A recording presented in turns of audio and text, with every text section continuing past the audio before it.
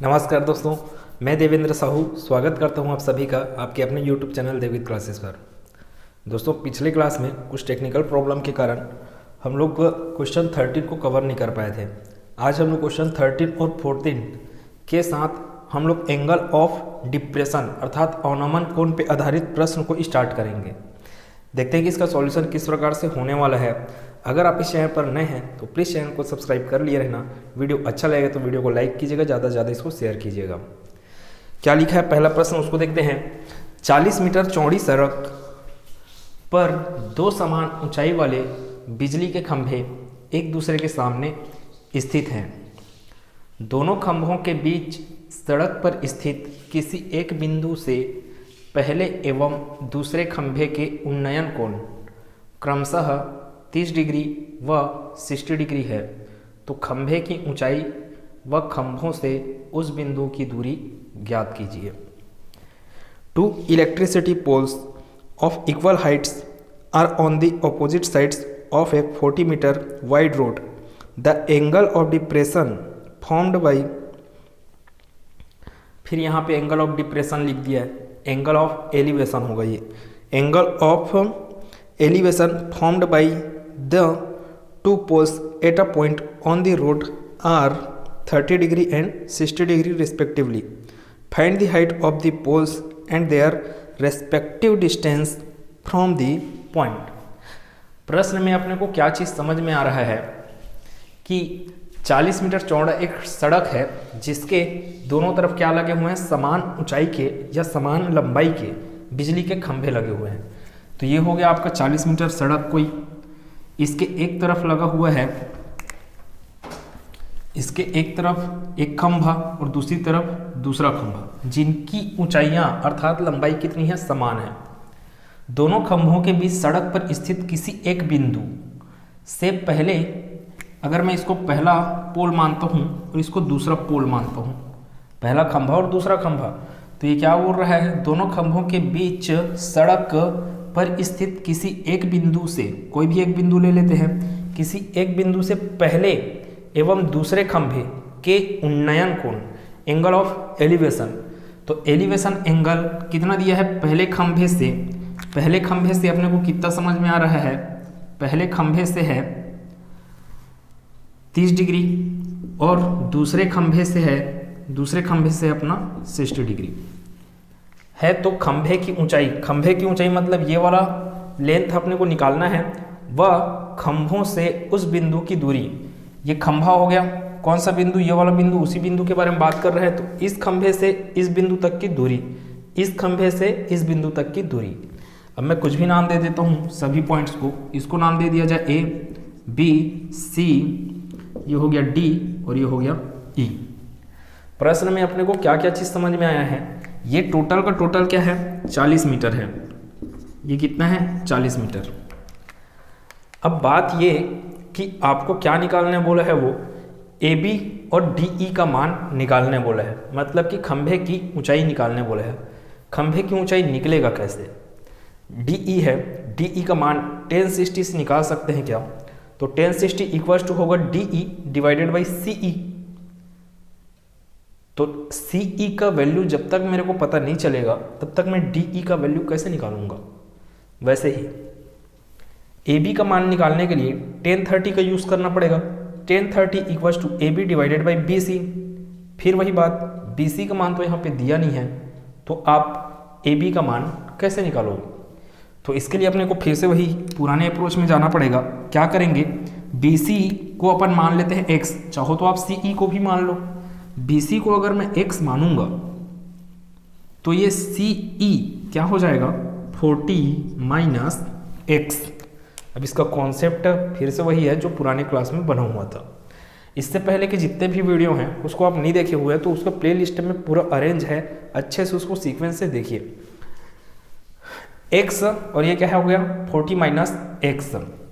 चलो इसको क्या मान लिया जाए, ए बी को मान लिया जाए हाइट ऑफ द पोल, मतलब कि खंभे की ऊंचाई A B equals to H, और ए बी के बराबर तो डी ई ही है। वही तो बोला कि दोनों खंभों की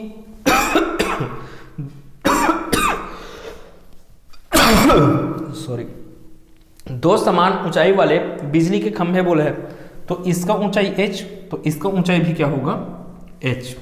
ठीक, इतना चीज। अब अपन यहाँ से कौन सा फार्मूला में जाएंगे, tan 30 इक्वल टू क्या मिलेगा, h बाई एक्स। tan 30 डिग्री इक्वल टू मिल जाएगा अपने को h डिवाइडेड बाई x। यहाँ से क्या होगा, tan 30 का value 1/√3 equal to h divided by x। ये अपने पास यहाँ से क्या आ रहा है, अपने पास h equal to x divided by √3। h equal to आगे किया जाए h equal to x divided by √3। अगर इसको इक्वेशन 1 दे दिया जाए, अब ये इक्वेशन 1 हो गया। वैसे इसके लिए बनाते हैं tan 60 equal to h divided by 40 minus x. h divided by 40 minus x किसके बराबर, tan 60 डिग्री। जितना भी मैं सॉल्व कर रहा हूँ वो सिर्फ रफ वर्क में सॉल्व हो रहा है। आपको हर एक चीज़ सिस्टमेटिक तरीके से लिखना है, एग्जाम में 6 नंबर के प्रश्नों में आएगा ये, तो सिस्टमेटिक तरीके से आपको लिखना है। मैं बस बता रहा हूँ कि उसका सॉल्यूशन किस प्रकार होगा और आपको सॉल्यूशन पाने के लिए सोचना कैसे है, डायग्राम कैसे बनाना है, वो सब चीज़ को हम लोग डिस्कस कर रहे हैं। tan 60 डिग्री इक्वल टू कितना मिल जाएगा, h divided by 40 minus x. यहाँ से कितना हो गया, ये तो tan 60 का वैल्यू कितना होता है अपने पास, √3 होता है। ये जब तक याद नहीं रहेंगे आप कोई सॉल्व नहीं कर सकते इस प्रश्नों को। फिर h divided by 40 minus x, यहाँ से अपने पास h इक्वल टू क्या आएगा, h इक्वल टू आएगा 40 minus x into √3। 40 minus x into √3।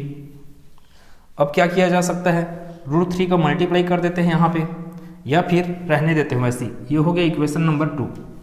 अपने को इक्वेशन 1 और इक्वेशन 2 को देखने से क्या चीज़ समझ में आता है कि h इधर भी h है, इक्वेशन 1 का left hand side h, equation 2 का लेफ्ट हैंड साइड h, तो उसके राइट हैंड साइड क्या हो जाएंगे, आपस में इक्वल हो जाएंगे। तो x बाई √3 इक्वल टू क्या मिलेगा मेरे को, 40 माइनस एक्स इंटू √3। तो क्या क्या लिखेंगे, इसलिए क्या होगा, x divided by √3 equal to 40 minus x into √3। यहाँ से x इक्वल टू क्या हो जाएगा, √3 उधर जाएगा, क्रॉस मल्टीप्लाई होगा अर्थात तिर्यक गुना होगा। तो क्या होगा, x equal to 40 minus x √3 into √3। फिर वही बात, √3 आपको देगा सिर्फ 3। तो यहाँ से कितना हो जाएगा, x equal to 40 minus x into 3। ठीक है, इतना चीज मल्टीप्लाई कर दिया जाए, 3 into 40 120, 3 into x minus 3x, 3 into minus x है ना, तो यहाँ से क्या आएगा, x equal to 120 minus 3x। ठीक, इतना चीज 120 माइनस 3x।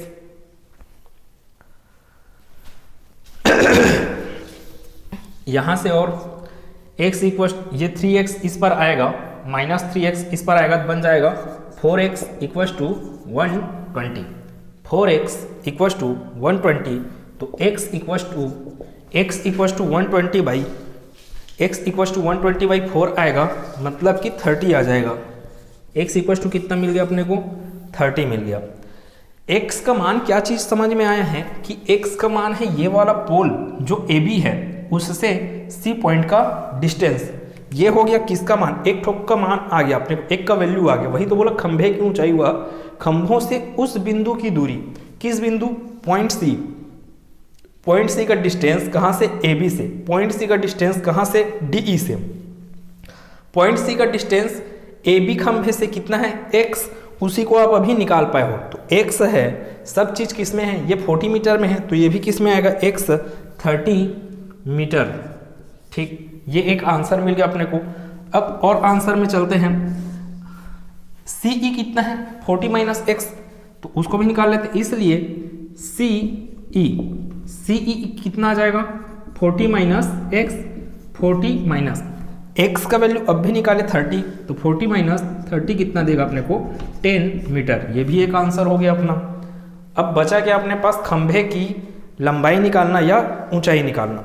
तो खंभे की लंबाई या ऊंचाई अपने को कितना समझ में आ रहा है, इक्वेशन 1 में x का मान रख दीजिए या इक्वेशन 2 में x का मान रख दीजिए, आपको h का मान मिल जाएगा। h क्या है? हाइट ऑफ दी पोल, खंभे की ऊंचाई। तो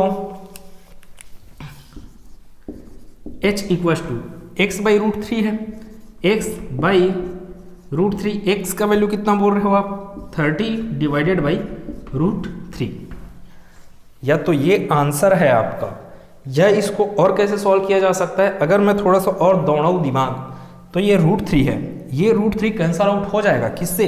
इसको मैं 3 के मल्टीपल में तोड़ूंगा अगर तब। तो 30 को कैसे लिखा जा सकता है? 10 into 3 divided by root three.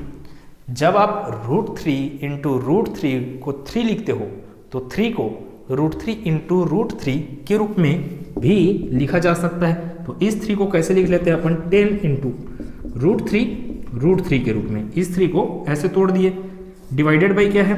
Root three. ये कैंसल आउट हुआ, इससे अपने पास बच गया h का वैल्यू 10 रूट थ्री मीटर। ये एक अपना आंसर हो गया। अब आप इसमें भी रखते तो भी मान यही आता। ये हड़बड़ाया मत कीजिए कि इसको ये मान इसमें रखेंगे तो नहीं आएगा। चेक कर लीजिए 40 माइनस एक्स, 40 माइनस एक्स मतलब 30, 40 माइनस एक्स मतलब कि 30 रूट थ्री आया, सॉरी 40 माइनस 30 ना, 40 माइनस 30, एक्स का वैल्यू कितना है? 30 है, तो 40 माइनस 30 10 रूट थ्री। ये और ज़्यादा सरल था, मैं तो इक्वेशन 1 में रखा, आप इक्वेशन 2 में रख सकते हैं। तो इस प्रकार से ये क्वेश्चन सॉल्व हो गया।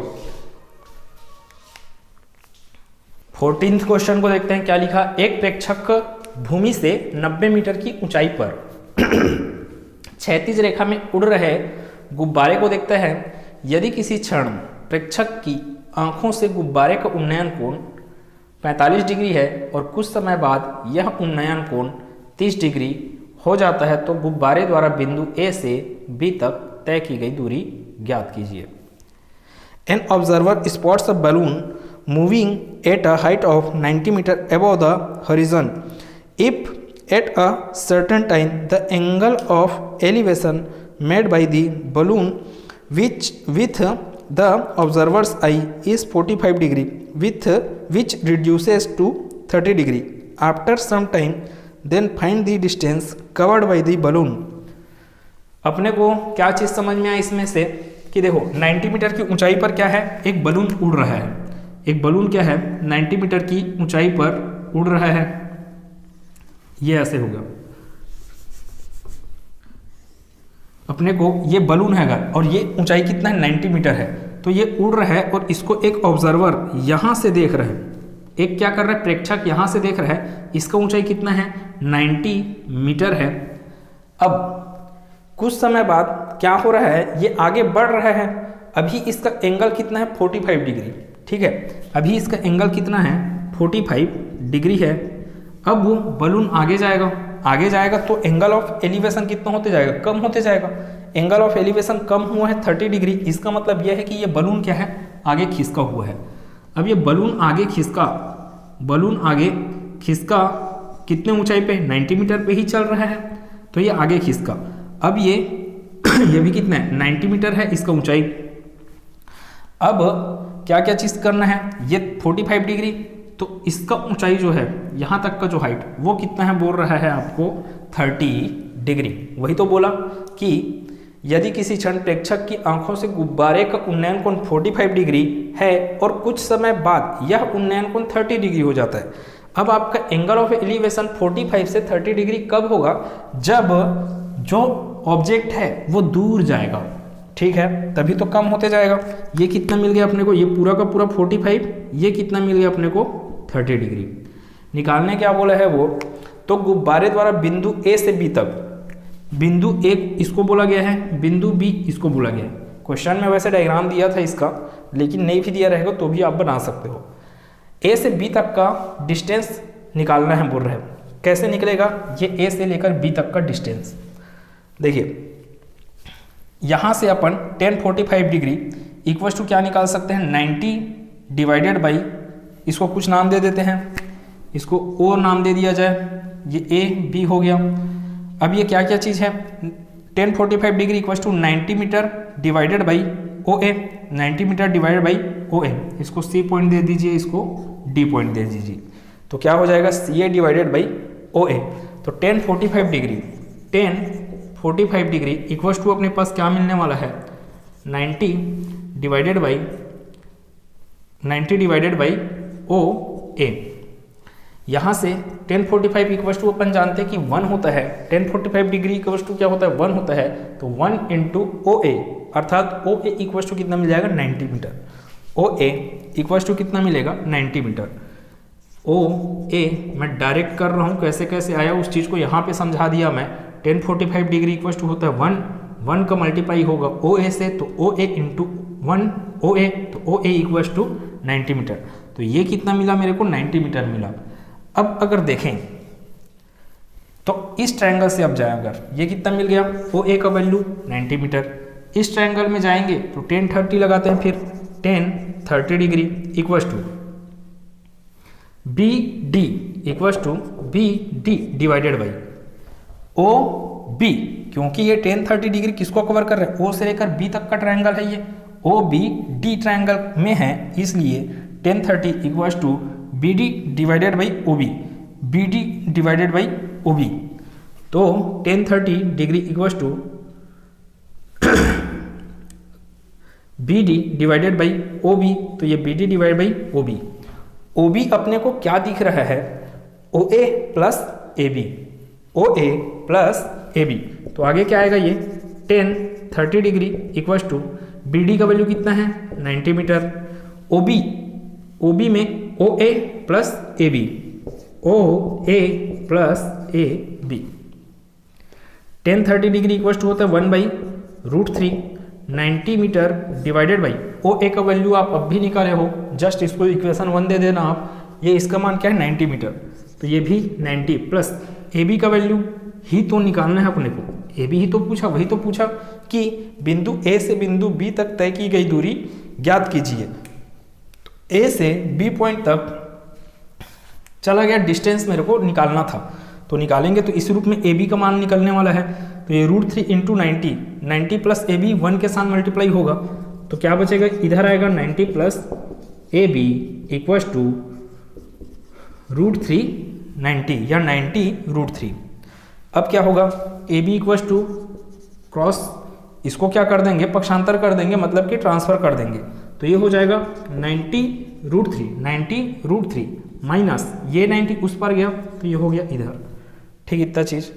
अपने पास ए बी का मान कितना आएगा यहाँ से, A B equals to 90√3 minus 1 किस में आएगा मीटर में, मतलब कि कितना बलून कितना चला आगे, कितना चला बलून, तो 90 इंटू √3 माइनस 1 मीटर आगे बढ़ा है।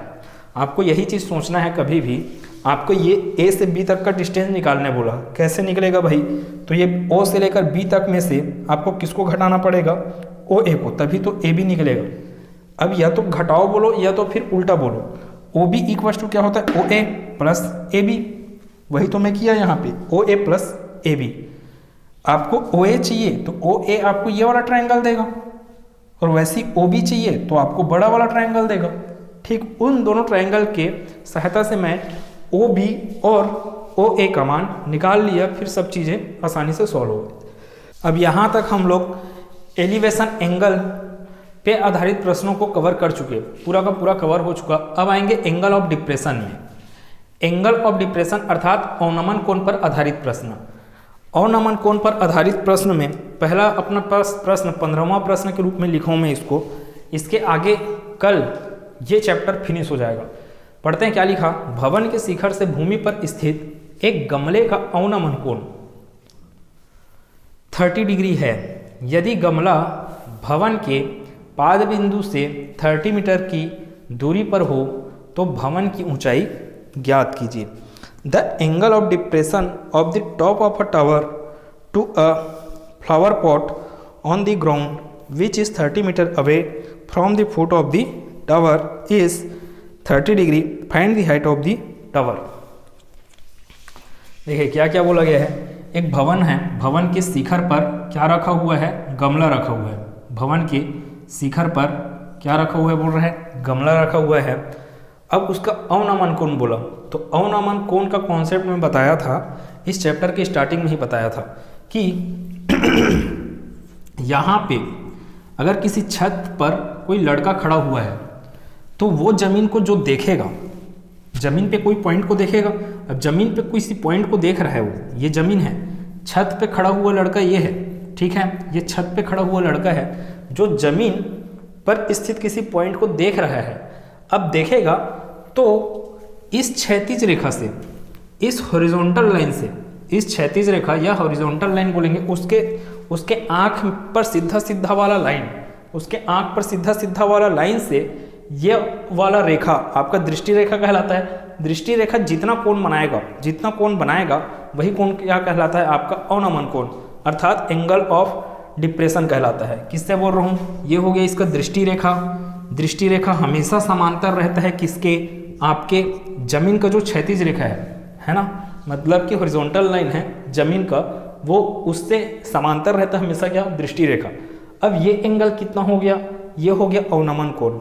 अवनमन कोण, ये वाला एंगल अवनमन कोण। अब यहाँ पे बन रहा है जेड बन रहा है, मतलब कि ये होगा आपका एकांतर कोण से, ये अगर थीटा है तो ये भी क्या हो जाएगा, थीटा हो जाएगा, ठीक है। अब ये हो गया एकांतर कोण से हुआ कितना, ये थीटा है तो ये भी थीटा। वैसे एक बार कर लिया जाए यहाँ पे क्या क्या, भवन के शिखर से भूमि पर स्थित एक गमले का अवनमन कोण। यहाँ पे भवन है, शिखर, ये भवन का शिखर हो गया। शिखर में हो सकता है कोई आदमी खड़ा हो या कुछ भी है, दूरबीन है, जो भी है। अब हम मान लेते हैं यहाँ पे आदमी है कोई, तो ये क्या है, गमला, यहाँ पे है गमला। अब इस गमले पे क्या क्या बोला है, भवन के शिखर से भूमि पर स्थित एक गमले का अवनमन कोण। अवनमन कोण कितना बता दिया आपको, 30 डिग्री। यदि गमला भवन के पाद बिंदु से 30 मीटर की दूरी पर, भवन का पाद बिंदु क्या हुआ, अब देखो पाद बिंदु ये भवन कैसे दिख रहा है, चौड़ा, जैसे चौड़ा बनाएंगे तो अपन 30 मीटर यहाँ से हिसाबेंगे कि यहाँ से हिसाबेंगे, उसमें दिक्कत जाएगा।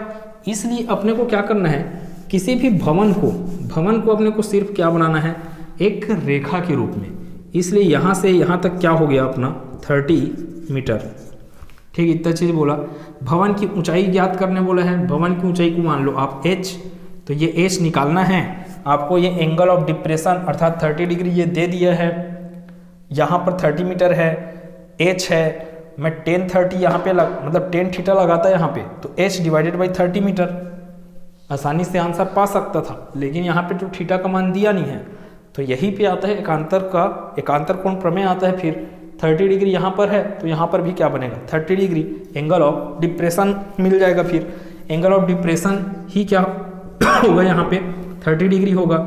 30 डिग्री फार्मूला लगा देते हैं हम, 30 degree equals to h divided by 30 metre, तो h आसानी से निकल जाएगा यहाँ से, h equals to 30 into 30 degree, तो h equals to 30 into 30 degree मतलब कि 1/√3।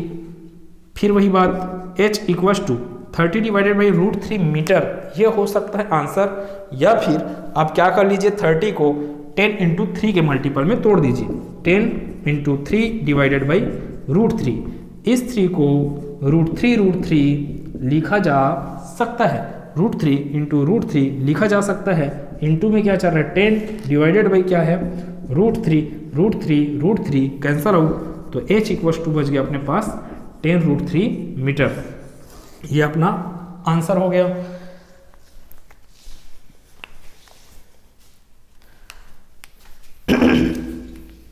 तो क्लास कैसा लगा कमेंट सेक्शन में बताइएगा।